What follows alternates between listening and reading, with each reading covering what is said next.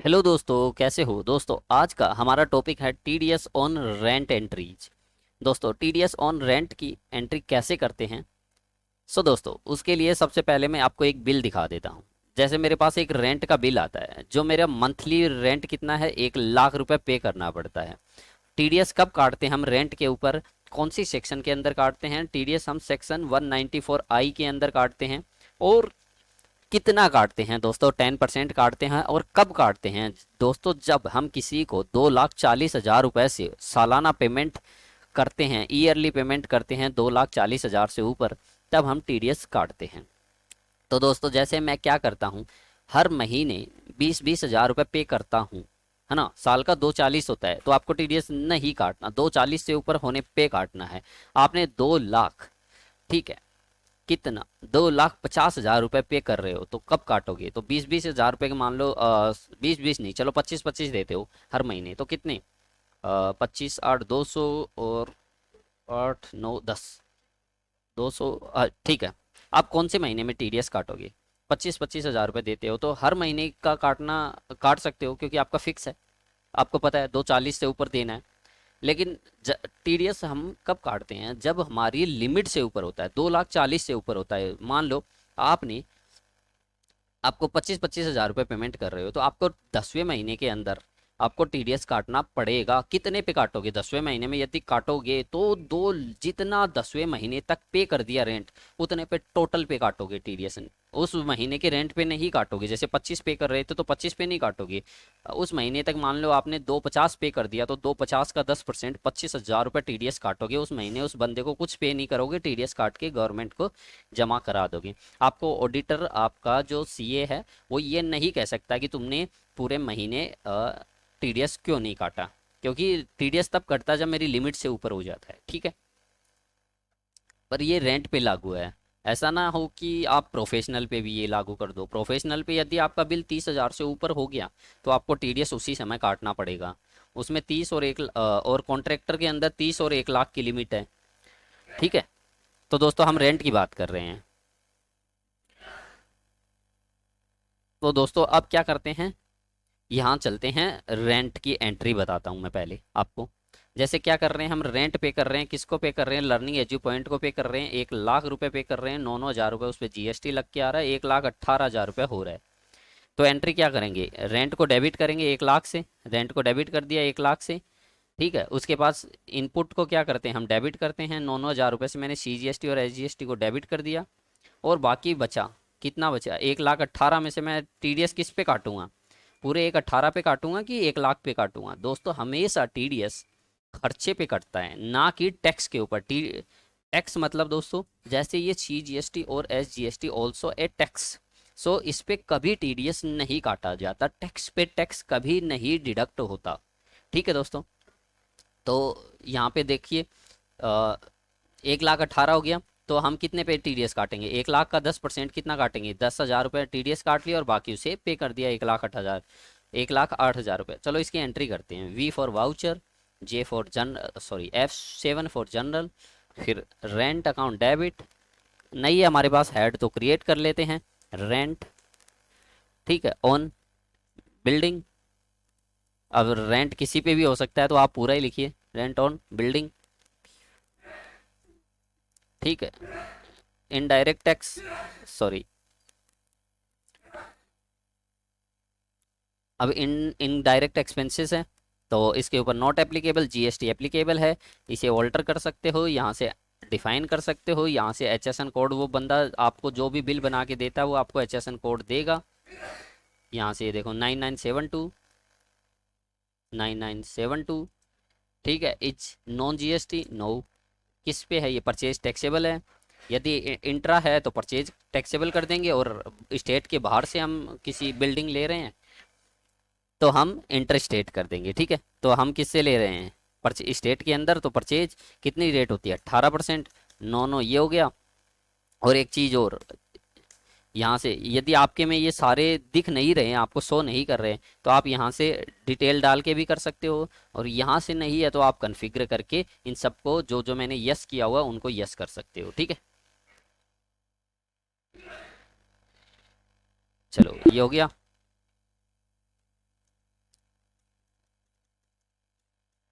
अब services goods है कि सर्विसेज है, तो सर्विसेज है, टीडीएस एप्लीकेबल है तो ए फॉर एप्लीकेबल। ठीक है। और इस किसके अंदर आता है, ये क्रिएट करेंगे यहाँ से। आपके पास नेचर ऑफ पेमेंट नहीं है तो क्रिएट करेंगे। क्रिएट करने के लिए क्या लिखेंगे यहाँ पे, आपके पास यदि गोल्ड वर्जन है तो आप यहाँ से हेल्पर पे क्लिक करोगे, ऑल्ट या ऑल्ट के साथ एच दबा सकते हो, और यहाँ से लिखोगे रेंट। तो रेंट करते ये देखो, रेंट बिल्डिंग ऑन फर्नीचर 194 आई, इस पे डबल क्लिक करोगे। यहाँ पे देखो डबल क्लिक करते ही यहाँ पे सेक्शन 194 आ गई, पेमेंट कोड आ गया 4IB। और यदि आपके पास ये गोल्ड वर्जन नहीं है ना, तो आप जैसे एजुकेशन मोड में काम कर रहे हो, सीखने के लिए कर रहे हो, तो आपको क्या करना, 194I ये लिखना है, रेंट ऑन बिल्डिंग 194I लिखना है यहाँ पे। फिर पेमेंट कोड में ये 4IB, ये कहाँ से मिलता है ये दोस्तों, ट्रेसेस की साइट से मिलता है। टीडीएस होता है ना, जब हम रिटर्न भरते हैं तो वहाँ पे टीडीएस के लिए कोड होते हैं, है ना, तो वो कोड है ये। ठीक है। यहाँ पे ये कुछ ट्रांसपोर्ट है, सॉफ्टवेयर है तो कर दो, नहीं छोड़ दो। इसके ऊपर लिमिट कितनी है, सिंगल लिमिट वही 2,40,000 की होती है इस पे। ओके, मैंने ज़्यादा डाल दिया, एक सेकेंड, एक 2,40,000 रेंट कितना होता है, 10% होता है इस पे, और 2,40,000 ये लो। ठीक है, और एक्सेप्ट यहाँ पे हो गया, और एक्सेप्ट। ठीक है, तो कितना रेंट दे रहे थे हम, 1,00,000 रुपये डेबिट कर दिया। डेबिट किसको करेंगे, CGST इनपुट को। कितने से करेंगे, 9,000 रुपये से। SGST कितना है, 9,000 रुपये। ओके, एक सेकेंड, डेबिट करना था दोस्तों इसे, 9,000 रुपये। क्रेडिट किसको करेंगे, लर्निंग एज्यू पॉइंट RCK को। तो यहाँ से क्रिएट कर लेते हैं उसका।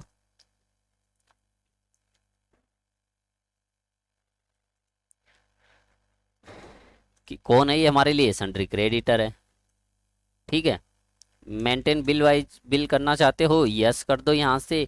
कौन है ये, इंडिविजुअल है या कंपनी है, देखो लर्निंग एज्यू पॉइंट RCK, ये कोई कंपनी है। ठीक है, तो इसको कंपनी में डाल दो। जैसे या कोई पार्टनरशिप फर्म है, इंडिविजुअल रेजिडेंट है, जो भी है आपका उसमें डाल सकते हो। जैसे मैं कंपनी रेजिडेंट डालता हूँ। Deduct TDS in same voucher, ये कौन से के अंदर आता है, fee payment contract rent of land building, rent of land building के अंदर आता है। यहाँ से एडवांस एंट्री, यस, इनमें से कोई चीज़ है आपकी सरचार्ज वगैरह है तो इन पे एप्लीकेबल नहीं है तो छोड़ दो। ठीक है। यहाँ पे पिन कोड डाल दो, 3330, उसका पार्टी की है, ये सारी चीज़ पार्टी की डालनी है। पार्टी का बैंक अकाउंट है तो डाल दो, क्योंकि जब पेमेंट करोगे तब फ़ायदा रहता है, यहाँ पे पार्टी की डिटेल डालोगे तो। ठीक है, उसका पैन नंबर डाल दो। ठीक है,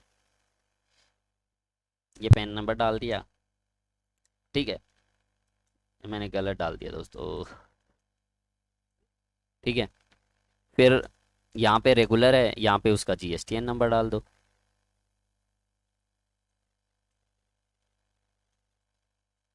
ASD GH 1234F1ZO। ठीक है, और यहाँ से ऑल्टर करना चाहते हो ऑल्टर कर लो। ठीक है, ये मेरे अंदर जो वेरीफाई GSTN वगैरह दिखा रहा है ना, ये आपको क्या करना है, आप जब यहाँ पे डालोगे तो वो सही डालोगे, क्योंकि मैं तो यहाँ पे रॉन्ग डाल रहा हूँ, क्योंकि मैं आपको बताने के लिए डाल रहा हूँ ये चीज़ें। ठीक है, तो आप अपनी एग्जैक्ट डालोगे तो आपके में ये रॉन्ग चीज़ें नहीं दिखाएगा। ठीक है, तो यस कर लेते हैं। देखो यस करते ही ये देखो 1,18,000 रुपये आ गया। अब हमें क्या करना था, यहाँ पे TDS भी काटना था, तो हमने क्या गड़बड़ की है अब दिखाता हूँ मैं आपको। पहले इसको देखते हैं, क्या आपने इस पे TDS एप्लीकेबल किया। ठीक है, यहाँ से हम इसे रेजिडेंट करते हैं, ये रेजिडेंट था, मैंने गलती से इसे वो डाल दिया, कंपनी डाल दिया, ये रेजिडेंट था, इंडिविजुअल था। ठीक है, और deduct TDS in same voucher करना चाहते हो, यस। ठीक है, rent of land and building. ठीक है, और एक चीज़ और बता देता हूँ मैं आपको, ये तो हो गई। ठीक है, अब मैं आपको एक चीज़ और बताता हूँ, चलो ये तो एक बार यस कर देते हैं। ठीक है, अब यहाँ से बेक आइए, थोड़ा सा बेक आ जाइए, थोड़ा सा और यहाँ पे इसको करिए ऑन। ठीक है, कंट्रोल के साथ एंटर दबाओगे तो ये खुल जाएगी आपकी लेजर वहीं के वहीं। ठीक है, यहाँ से इनडायरेक्ट एक्सपेंस यहाँ यहाँ यहाँ, अब इसको है ना कंट्रोल एंटर से ओपन करो। ठीक है। और यहाँ पे value limit for a single bill, यहाँ पे क्या होता है कि दोस्तों मैंने यहाँ पे 240 डाला ना, इसका मतलब पता क्या हो गया कि यदि मैं एक साथ 240 देता हूँ तभी टीडीएस कटेगा, या पूरे साल का जब मैं 240 दूंगा तब टीडीएस कटेगा। लेकिन मेरा क्या हो रहा है, मैं 1 लाख की पेमेंट कर रहा हूँ, 240 से तो ऊपर हुआ ही नहीं। यदि मान लो मैं अप्रैल महीने का पे कर रहा हूँ तब तो टीडीएस नहीं कटेगा, दूसरे महीने का करूंगा तब भी टीडीएस नहीं करेगा, पर तीसरे महीने की मैं कैलकुलेशन करूंगा ना तो वहाँ पे टीडीएस अपने आप दिखा देगा। तो आप यहाँ से क्या कर सकते हो, value limit for single bill zero कर सकते हो। याद, आप हर पार्टी पे टीडीएस काटना चाहते हो तो जीरो कर दो यहाँ से। एप्लीकेबल कहाँ से करोगे, 1/4, ठीक है। और यहाँ से कंट्रोल ए, और यहाँ से ये देखोगे, और ये लो ये लो, और यहाँ से इसे मैं एक बार डिलीट कर देता हूँ। अभी भी दिखाता हूँ मैं, टीडीएस नहीं आएगा, देखोगे क्रेडिट लर्निंग एजू पॉइंट, क्यों नहीं आया, अब मैं दिखाता हूँ। आपका तीसरा बिल बुक करोगे तब आएगा इसमें टीडीएस। तो देखो यहाँ से मैं सीधा 3 लाख का बिल बुक करता हूँ, 240 से ऊपर करता हूँ, ठीक, ओके, 3 लाख, हाँ, 3 लाख, ठीक है। यहाँ से एक बार जीएसटी को ऐसे ही पढ़ा रहने तो मैं बताने के लिए कर रहा हूँ एक बार, हाँ। और यहाँ पे ये देखो 2,88,000 रुपये कट के आया है। क्यों आया है दोस्तों, उसने 3,30,000 रुपये काट लिया, 3 लाख का 30 काटा, 270, और 18,000 रुपये जीएसटी, 288 हो गए, और बाकी टीडीएस में चला जाएगा। हाँ, तो मैं दिखाता हूँ, चलो 3 एंट्रियाँ करते हैं। पहली एंट्री हो गई, एक सेकंड, मैं 1-1 लाख रुपए की 3 एंट्रियाँ करता हूँ, चलो। और इसके साथ में एक नई चीज़ भी बता दूंगा आपको। चलो यहाँ से 1 लाख रुपए आपको समझाने के लिए, जिसको समझ आ गया वो स्किप कर देना, जिसको नहीं समझ आया वो, एक सेकंड, इसको डिलीट कर देते हैं हम यहाँ से, ठीक है। यहाँ से मैं करता हूँ क्रेडिट, और यहाँ से लर्निंग एज पॉइंट, ठीक है, ओके, 1,18,000 रुपये, ठीक है, ये हो गया। यहाँ से इसको कर दिया मैंने, अभी टीडीएस नहीं कटेगा, तो इसको एक सेकंड, डेट चेंज कर लेते हैं, डेट कर देते हैं हम 1/4 को, ठीक है। अब जो भी आपका बिल है उसकी डेट डाल देना, ठीक है, मैं तो 1/4 डाल रहा हूँ, ठीक है। अब क्या करते हैं, हम उस रेंट को खोल लेते हैं, हम कहीं से भी खोल लेते हैं, प्रॉफिट एंड लॉस से खोल लेते हैं, profit and loss, okay, okay, ठीक है। एक सेकेंड दोस्तों, होल्ड F1 कंडेंस, एक सेकेंड, मैंने क्या किया हुआ है, 1 अप्रैल, 31/12, डे बुक, और डे बुक के अंदर रेंट, ठीक है। यहाँ से ये एंट्री थी, अभी इस एंट्री को मैं क्या करता हूँ, रिपीट करता हूँ। तो क्या करते हैं, ऑल्ट के साथ F2 दबाते हैं, सॉरी, ऑल्ट के साथ 2 दबाएंगे, 2 @ वाला 2, ठीक है। तो ये एंट्री देखो कॉपी हो चुकी है, और इसकी डेट चेंज कर देते हैं, 1/5 को कर देते हैं, चलो 1/5, ठीक है। ये मैंने दूसरी एंट्री भी सेव कर लेता हूँ मैं, ठीक है, इस पे भी टीडीएस नहीं आएगा। तीसरी एंट्री करेंगे ना, देखो 2 एंट्री हो चुकी है, मैं देखो दिखाता हूँ, ओके। यहाँ से मैं डेट चेंज कर लेता हूँ, 21, ये देखो 2 एंट्री हो चुकी है रेंट की, एक 1 अप्रैल को, एक मई को, एक एंट्री और करते हैं। अब तीसरी एंट्री करते हैं हम, और करते हैं वाउचर से करते हैं, ठीक है। रेंट ऑन बिल्डिंग 1 लाख रुपए, तीसरा, क्योंकि हर महीने 1-1 लाख रुपए पे करेंगे, 1 लाख रुपए। डेबिट किसको करेंगे, CGST को, 9,000 रुपये से। और डेबिट यहाँ से किसको करेंगे, SGST को, सॉरी, डेबिट SGST, एक सेकेंड भैया, alt, CGST 9,000, SGST debit, SGST debit 9,000, है ना। अब क्रेडिट करेंगे, ये देखो अब 1,08,000 आया है ना। टीडीएस कितना कट के आया, ऑटोमेटेड 10,000 रुपये आपका टीडीएस कट गया इस एंट्री पे, है ना। और ये किस में चला जाएगा, टीडीएस ऑन रेंट पे, इसका है नहीं हमारे पास हेड, तो बना लेते हैं टीडीएस ऑन रेंट,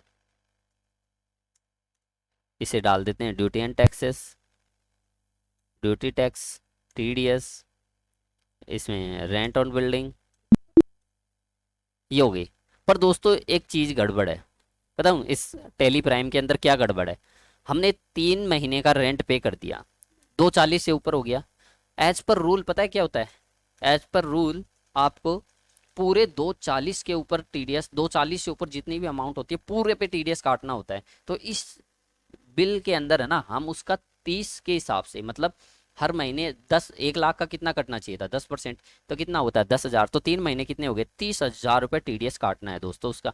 तो 30,000 घटाएंगे यहाँ से, 10 तो कट चुका है, इसमें से 10 और 20 और घटा दो तो कितना बचेगा, 98 और 88,000, 88,000 रुपये उसको हम पेमेंट करेंगे। बाकी यहाँ से ओके, यहाँ पे क्या करेंगे, 88 कर दो दोस्तों, ठीक है। ये आपको चाहे कुछ भी मानो, ये गड़बड़ी है, ठीक है।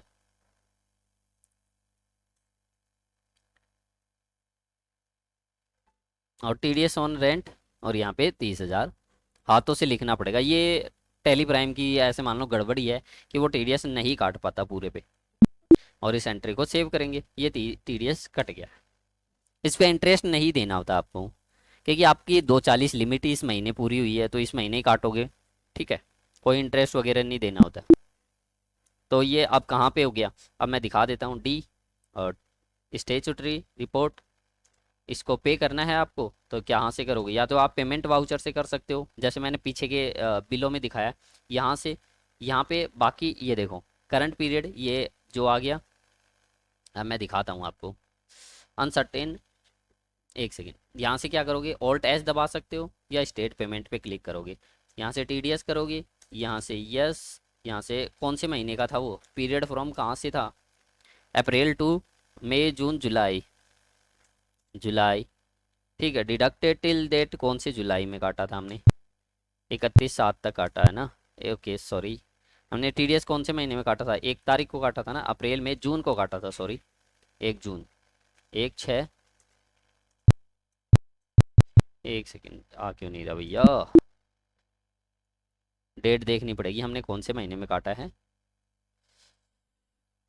या तो आप, मैं बताता हूँ, यहाँ से एंट्री कर लो इसकी, वाउचर पेमेंट की एंट्री क्या करोगे, एसबीआई को क्रेडिट कर दिया बस, और टीडीएस को जो आपका था लाइबिलिटी थी उसे डेबिट कर दो, टीडीएस ऑन रेंट अगेंस्ट किसके इसके अगेंस्ट काटोगे, ठीक है। एंड ऑफ द लिस्ट 30,000 रुपये, और ये लो इसको सेव कर दो, यस। ये 30,000 रुपये का पेमेंट हो चुका है आपका टीडीएस का। और यहाँ से आप डी और ओ करके TDS report and challan reconciliation में देख सकते हो, देखना चाहो तो, है ना।